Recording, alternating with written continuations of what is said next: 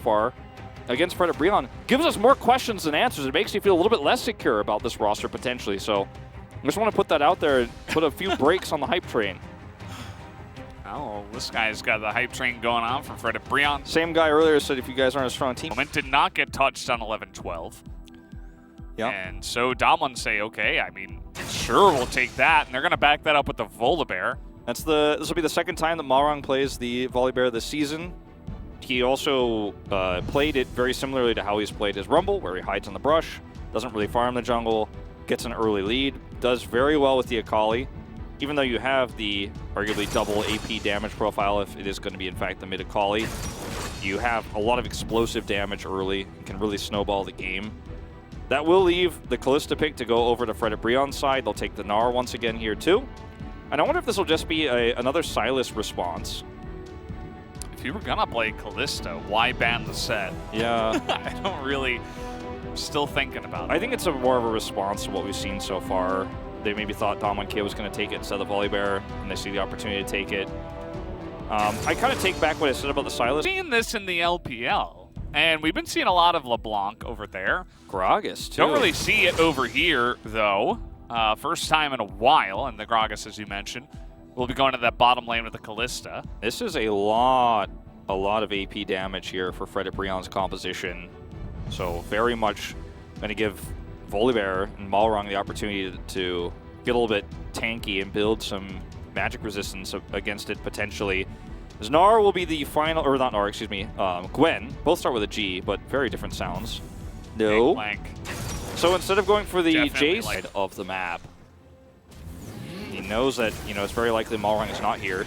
All right, let's see it. The dive coming on in. That's a really nice engage. Showmaker has no summoners, and now they're even looking for BeryL here. Oh, actually missing that last hit, but they still can't stick around. Henna, though, he is going to lose his life for it, and they will trade it back. Chieftain getting low, but he's got a shield.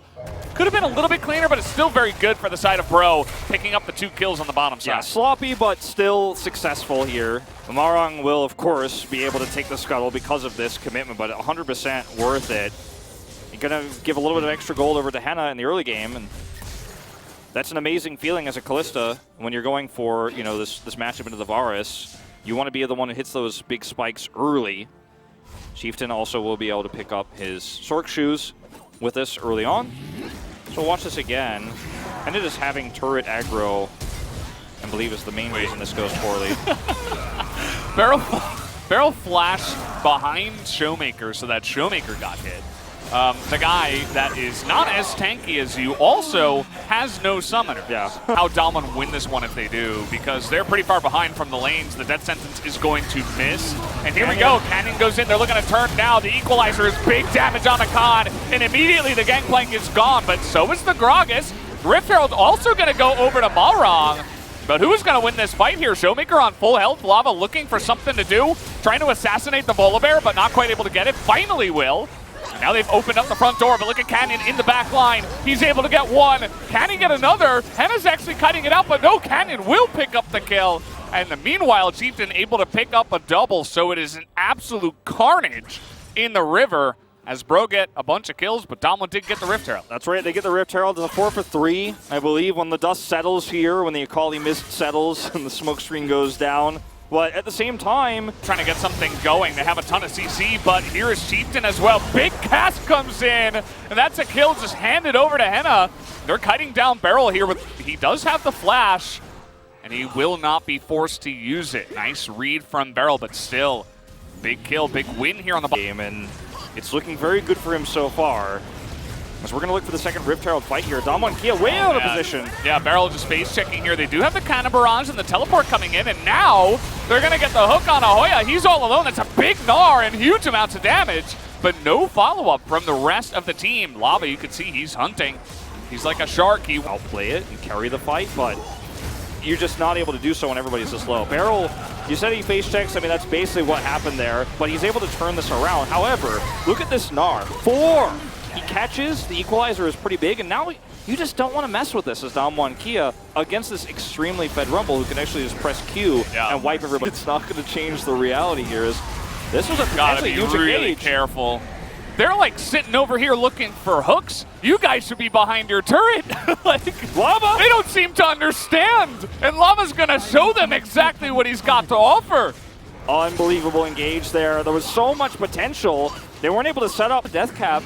And, you know, he has Ludens. Like, he basically has poke as well as LeBlanc. Oh, yeah. Oh, yeah. And here we go. BeryL's just dead. See you later. This is what I was talking about. They don't even get to play the game. No, you don't. There's too many tools. There's too many ways for your whole team to fall apart. They have to go. They have to try. But Malrang says no. He's a little bit too late on that one. And here we go. Hoya says, see you later. That's 2 more. And Showmaker's going to do an insane amount of damage. Actually gets 1 kill nearly. Looks for another. But at the end of the day, this is going to be the one. Showmaker, he's trying to carry this himself from this far behind against Infernal Soul. Yeah, I think it's time to just back off as BeryL, and they will. They will get out of here. Actually see the Shirelius pick up here for BeryL as his mythic here. And that's going to help this Volibear close the gap a little bit in some of these fights. But again, it's desperation. He's still got his stopwatch. Canyon still has a stopwatch. Those are 2. He used his flash. He used his flash. Onto the clone. Yeah. He was like so proud to call that out. Here's Canyon and Malrang. They're gonna find Lava, but now it's time for Chieftain to show up. Again, he's the boss of the Rift. Can they put him down? They are going to shut him down. Overextended big time here. And we got a teleport into Hoya's death. They're gonna get 1 kill, but just like that, 3 kills on the board, and there's a Baron on the Rift. Yeah, this is where you see the macro fall apart here for BeryL. Something we talked about before this series, something we haven't really seen in these 3 games is a big lead tossed into the bin. And this is another one of those moments where you see it happen again. We got very excited for BeryL, and then suddenly they're ready to disappoint us here. Oh, look for the steal. They're getting in here as well. The Cannon Barrage is available. Fate's call. Do you go in? You gotta try it. Go in, okay. They're going in. BeryL's low. They're gonna get the kill and the steal.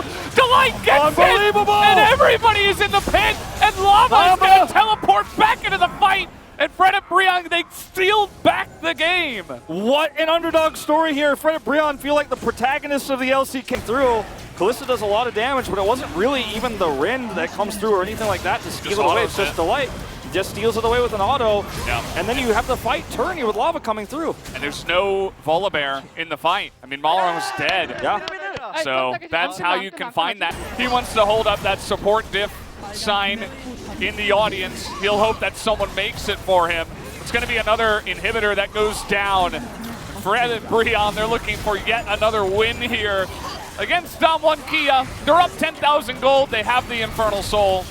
Will they push now? Looks like the answer is no. This is such a BeryL move to just not actually throw on the Nexus, back away. We've said that many times in this game. We really have. It's rough when you're dealing with Fate's Call, Gragas, and a LeBlanc, and a Rumble. Like I said, there's just so many threats. How can you deal with this? Showmaker dies, and again, another big engage comes in from Delight. They backed off for the Elder Drake, but they might not even need it here. Malrang's gonna go down, and Canyon, he's doing his best to clear the wave, but it's a super minion. And that last tower shot isn't going to kill him, but Hoya might just do the honors instead. If he gets out, it's going to do nothing but save his KDA because the Nexus is fallen. Yeah. Oh. Wants that KDA save? He's got that. Oh, he's going to survive. Meanwhile, the base is dying, by the way, guys. Canyon kind of playing with his food. Down will go the turrets. And Hoya, can you do it? Yes, you can. Hits him with the house. And House always wins. Down goes the Nexus. And that is another series win to BeryL here as Umpty charges out onto the stage and does a little dance with Chieftain.